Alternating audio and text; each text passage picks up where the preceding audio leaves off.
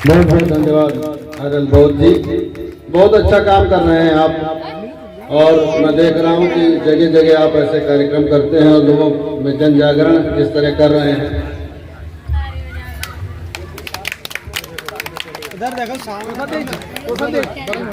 वो रखा एक के साथ में चले लोग आए इकट्ठे खड़े तो फोटो खींचते हैं। दो चार बातें आपको सीखने कम से कम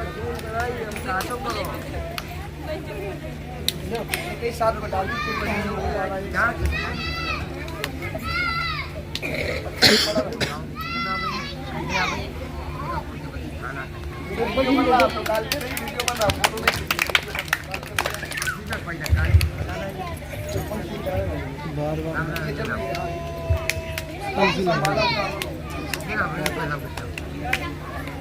एक बार जोरदार तालियां पुनः पुनः पुनः।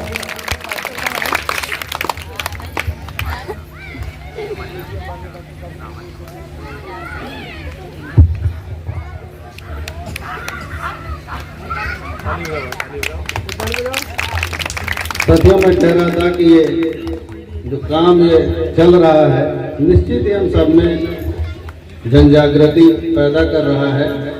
और अभी जैसे अरल बहुत ने बोला कि हम लोगों को भी पता चला, जब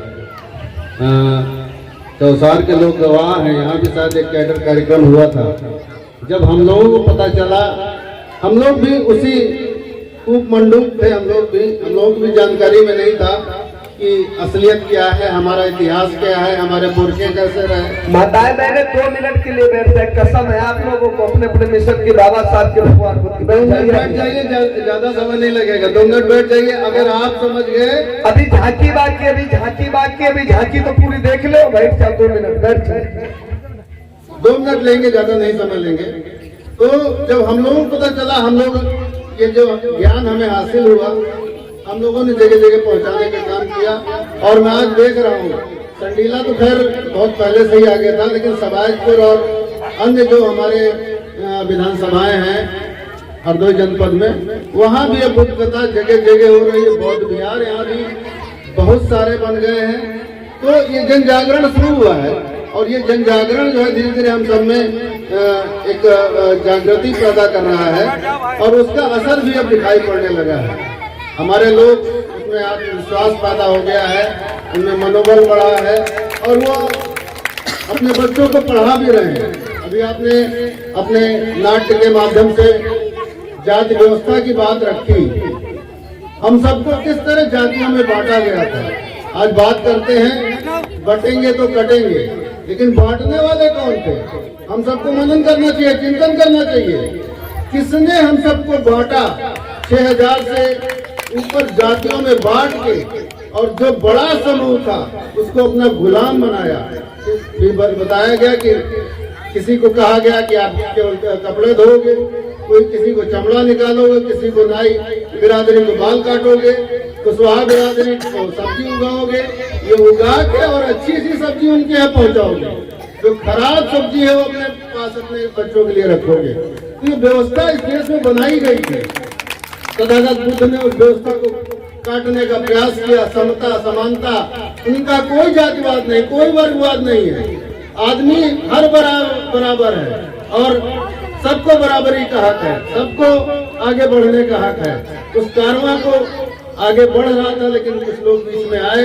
हजारों सालों से इस देश के जो कमेरा वर्ग था, जो काम करता था, उसको नीचा बताया गया, उसको नीच कह के उसका जो है शोषण किया गया। ये ऊंच नीच भेदभाव किसने लाया?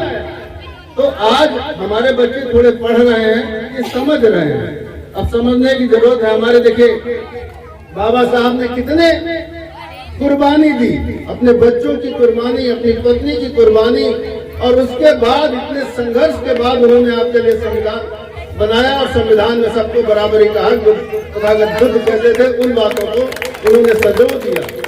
16(4) के माध्यम से, 340 आर्टिकल के माध्यम से आप सबको भागीदारी सुनिश्चित की। आरक्षण के माध्यम से आपके बच्चे अगर पढ़ जाए तो नौकरियों में आरक्षण देके आपको आगे बढ़ाने का काम किया, चाहे दलित समाज का हो चाहे पिछड़े समाज का हो। हर एक के लिए व्यवस्था की। लेकिन साथियों, मैं कहना चाहूंगा भी बहुत कुछ बाकी है। आज भी जात के नाम पे शोषण हो रहा है। आज भी आपके बच्चे को जगह जगह सुनने में आता है कि आपका बच्चा अगर घोड़े पे चढ़ जाए अपनी शादी में तो उसको उतार दिया जाता है। आपका बच्चा अगर मटकी से पानी पी ले उसकी जान ले ली जाती है। जात के नाम पे तरह तरह शोषण हो रहे हैं। अभी एक मौर्य बिरादरी की लड़की को जो है उसको सुसाइड करना पड़ा, क्योंकि उसके जो स्कूल के लोग थे वो उच्च वर्ग के थे और वो नहीं चाहते थे कि ये जो है आगे बढ़ सके। तो तमाम सारी जातियों का शोषण आज भी हो रहा है। इसलिए हम सबको संगठित होने की जरूरत है। बाबा साहब ने जो अस्त्र दिया है वोट का अधिकार, अगर उसका हम सही से उपयोग कर लें, अपने मुताबिक अपनी सरकार को चुन लें तो सारी समस्याएं दूर हो सकती है। लेकिन आज भी हम सबको भरमाया जा रहा है, हमको जो है बहलाया जा रहा है। कहते हैं कि अभी बात हो रही थी, शायद जमींदार कह रहे थे कि हम तुम्हारी जमीन अंगूठा उसने लगवा लिया और उसके बाद बोला तुम्हें मरने नहीं देंगे, इतना खाना जरूर देंगे कि तुम मरो नहीं। वही हालत हमारा है, हमारे देश को बेच दिया है। आपको पता होना चाहिए कि इस देश का एक व्यक्ति दुनिया का नंबर 2 का अमीर व्यक्ति हो गया है। आज जो कुछ भी देखो, ये बगल में जो सड़क आपकी बन रही है उसी की बन रही है। आपके जो रेल थे, बेल थे, तमाम LIC और तमाम बैंक सब उसी के हाथ में सौंप दिए गए हैं। अभी पता चला लद्दाख की पता नहीं कितनी जमीन उसको दे दी गई है। छत्तीसगढ़ में हसदेव के जंगल, हजारों किलोमीटर के जंगल फैले थे, उसको दे दिए गए। उसी का जितना व्यापार है चाइना से हो रहा है, इसलिए चाइना से भी दोस्ती कर ली गई है। तो और ये सब कहाँ से आए थे? ये सब हमारे टैक्स के पैसे से ये सरकारी संस्थाएं बनी थी। इनको बेच के अगर किसी व्यापार, किसी उद्योगपति को दिया जा रहा है तो हमारा पैसा है, उनको दिया जा रहा है, उनको इतना बड़ा अमीर बनाया जा रहा है और हमको 5 किलो राशन देके हमें भरमाया जा रहा है। समझिए आप लोग, ये सब आपका ही है। जो ये सत्तासीन लोग हैं ये अपने घर से नहीं लाए हैं। जो कुछ भी है सब हमारा है, हमारे टैक्स का पैसा है। अगर आप नमक की एक किलो नमक भी खरीदते हैं उसमें भी पैसा देते हैं, आप चाय खरीदते हैं उसमें भी टैक्स का पैसा देते हैं। तो आपके पैसे से ही ये सरकार चलती है। ये सरकार की जिम्मेदारी है कि आपके हित में काम करे। शिक्षा जो है बेच दी गई है। आज गरीब आदमी पढ़ा नहीं सकता, उच्च शिक्षा तो भूल जाइए। नौकरी में जिस तरह से नौकरियां सरकारी खत्म हो गई हैं, आपको जो आरक्षण के माध्यम से व्यवस्था थी, अगर कहीं निकलती भी है तो वो आरक्षण भी छीन लिया गया है। आपने देखा किस तरह जो है जितनी भी नौकरियां निकली हैं, चाहे SC हो चाहे OBC हो, सबका जो है कम किए जा रहे हैं, कहीं शून्य किए जा रहे हैं। तो इन सब पे हमें चिंतन करना पड़ेगा। और सबसे बड़ी बात जो अभी हमारे कथावाचक जी ने कही, पढ़ाई, अगर हम बच्चों को पढ़ाएंगे तभी कोई समझदारी पैदा होगी। पढ़ने के बाद सबसे ज्यादा जरूरी है कि हमको अपने मुताबिक अपनी सरकार चाहिए जो हमारे लिए काम करे। ऐसी सरकार नहीं चाहिए कि जो उद्योगपतियों के लिए काम करे, जो उनके भला देखे, हमारे बच्चों का भला देखे। और हमारी समस्याएं हैं शिक्षा, रोजगार और हमारा किसानी की समस्या, हमारे लोग ज्यादा किसानी। तो इन सब पे भी हम सबको मनन करना पड़ेगा। निश्चित ही ऐसे कार्यक्रम जो है एक आप सब में जो है वैज्ञानिक दृष्टिकोण पैदा करते हैं। अच्छा, दूसरा जो इस समय व्यवस्था चल रही है वो चाहती है कि आप अंधविश्वास और पाखंड में उलझे रहें। आपको अंधविश्वास पाखंड में ढकेलने के लिए वो प्रोत्साहित करेंगे। अगर आप कांवड़ यात्रा लेके जाएंगे तो आपको फूल बरसाए जाएंगे। यहाँ तक कि DM और SP जो है पैर दबाने के लिए भी तैयार है।